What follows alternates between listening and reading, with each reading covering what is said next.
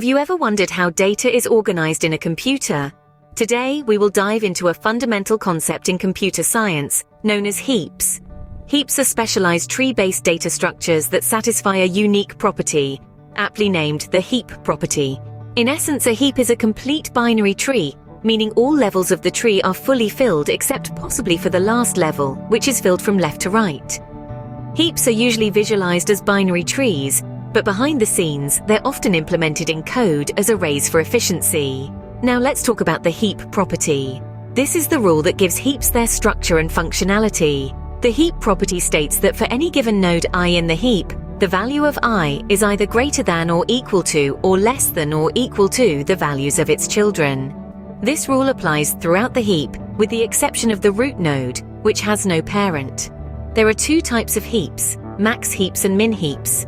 In a Max-Heap, each parent node is greater than or equal to its child nodes. This means the root node is always the maximum value in the heap. On the other hand, in a Min-Heap, each parent node is less than or equal to its child nodes, making the root node always the minimum value in the heap. Why is this important, you might ask? Well, this unique structure allows heaps to perform certain operations very efficiently, such as finding the maximum or minimum value, which we'll explore in more depth later on. Heaps are a cornerstone of many fundamental algorithms and data structures in computer science, and understanding how they work is key to mastering these concepts. They play a crucial role in areas such as sorting algorithms, graph algorithms, and priority queues, to name just a few. Now that you have a basic understanding of what a heap is, let's take a look at the different types of heaps. In the world of heaps, there are two main characters, the Max-Heap and the Min-Heap. Let's dive in to understand these better. Max-Heap, as the name suggests, is the big brother in the heap family. In this structure, each parent node is always greater than or equal to its child nodes. This ensures that the largest element is always at the root, sitting comfortably on the heap's throne. So, if you're looking for the maximum element in a heap, you know exactly where to find it, right at the top. On the other side, we have the humble Min-Heap. Here, each parent node is less than or equal to its child nodes. This means the smallest element of the heap is the root, always ready to greet you first. No need to dig deeper if you're searching for the minimum element. It's right there at the surface. Now you might ask, how do we maintain these heap properties while adding or removing elements? Well, heaps have their own set of operations to ensure their structure stays intact. When a new element is inserted, it's initially placed at the next available position, usually at the bottom right.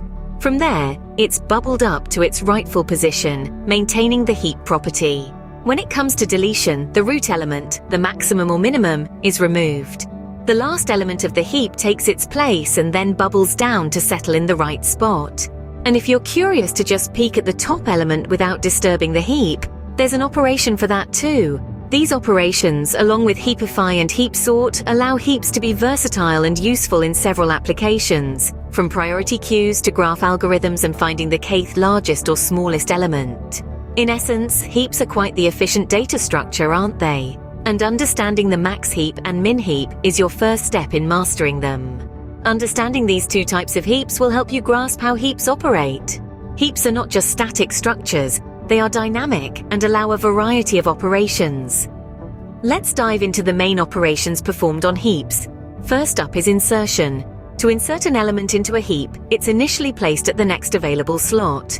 This is usually the bottom rightmost position. But wait, it's not done yet. The element then needs to be bubbled up or percolated up to its rightful position, thereby maintaining the heap property. Next, we have deletion. This process involves removing the root, which houses the maximum or minimum value based on whether it's a Max-Heap or a Min-Heap. The last element in the heap then fills this vacancy at the root. This new root then has to bubble down or percolate down to its appropriate position to keep the heap property intact.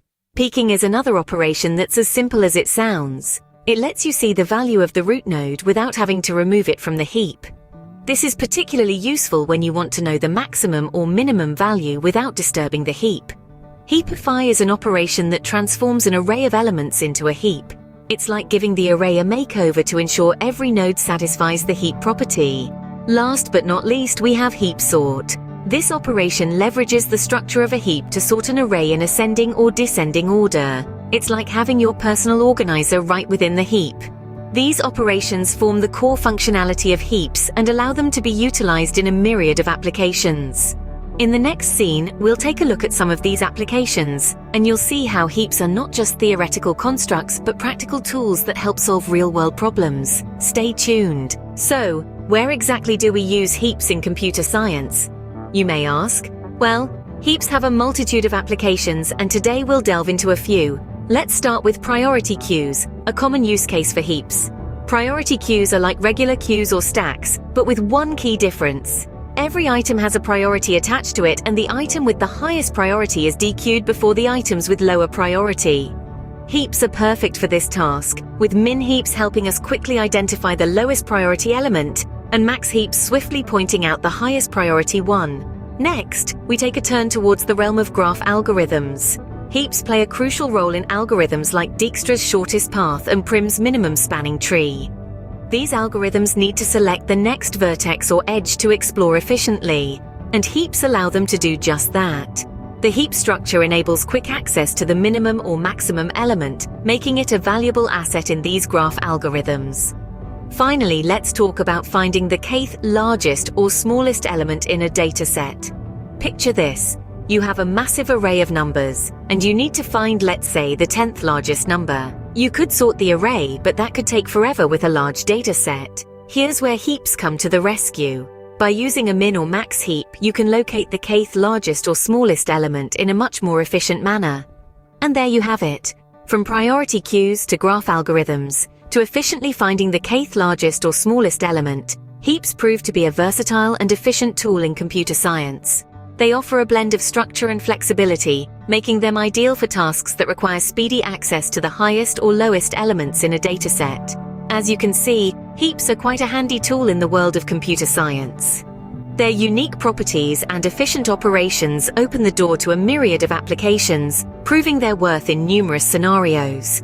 So next time you're dealing with a priority queue or a large dataset, remember heaps might just be the solution you're looking for. Understanding the efficiency of heaps is crucial. Let's dive into the time complexity of various operations on heaps. Time complexity is a way to express the amount of time an algorithm or operation takes in relation to the size of the input data.